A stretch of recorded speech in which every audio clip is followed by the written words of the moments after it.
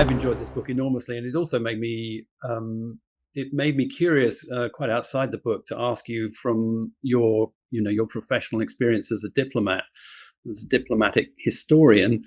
There probably have been examples from the time that you've been in government, or perhaps just the time that you've studied American diplomacy, when, unlike this book, when it has succeeded, when you've thought, you know what, I Oh, think yes. we just stopped something terrible from happening here. And probably the wider world is barely going to know it, but I think we did.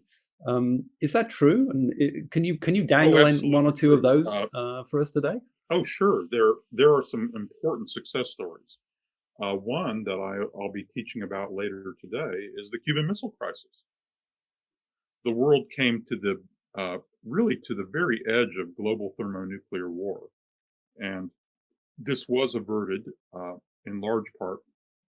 There was some luck, but there was also a lot of statecraft. An enormous moment. The United States came very close to intervening in the Chinese Civil War in 1946 and 1947 and becoming embroiled in an enormous land war in China right after the Second World War, but it did not. Um, I participated myself in the diplomacy to unify Germany peacefully and disarm much of Europe at the time the Cold War came to an end, which was a marvel of statecraft.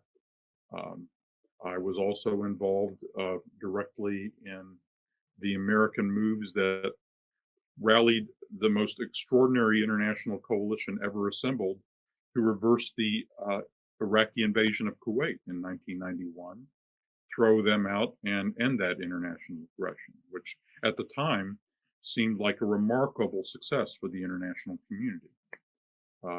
So there are illustrations, there are a number of huge illustrations where statecraft has worked, where at pivotal moments the story has turned out well.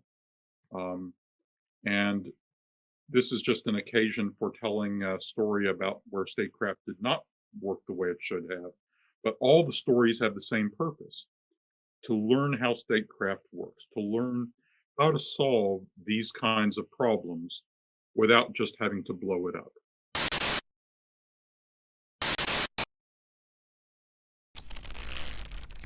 Hachette,